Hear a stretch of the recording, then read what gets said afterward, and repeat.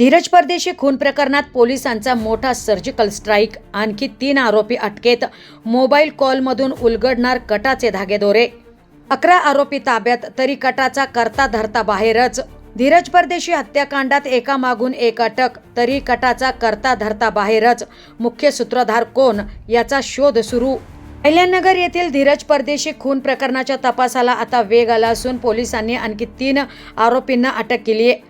17 August रोजी करण्यात आलेल्या या कारवाईत अरमान लियाकत सय्यद, हुजेब साजिद शेख आणि मोहम्मद रशान इम्रान सय्यद तिघेही मुकुंदनगर येथील रहिवासी असल्याचे समोर आले आहे.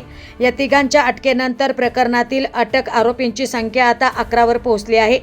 तिघांना न्यायालयात हजर केले असता तपासी अधिकाऱ्यांनी गुन्ह्याच्या अनुषंगाने सखोल चौकशीसाठी 6 दिवसांची पोलीस कोठडी मागितली आहे. दरम्यान गुन्ह्यातील आणखी काही महत्त्वाचे पुरावे पोलिसांच्या हाती लागण्याची शक्यता आहे.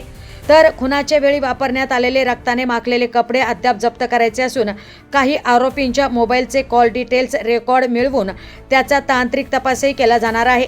त्यामुळे आरोपींच्या मोबाईलमधून पोलिसांना नेमके कोणते धागेदोरे मिळतात याकडे आता लक्ष लागले.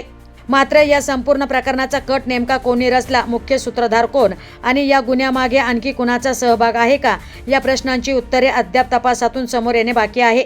मोबाईल कॉल डिटेल्स, तांत्रिक पुरावे आणि जप्त होणाऱ्या वस्तूंच्या आधारे पोलिसांचा तपास पुढे सरकत असून या तपासातून खुनाच्या कटामागील आणखी चेहरे उघड होणार का याकडे आता अहिल्यानगरचं लक्ष लागलंय.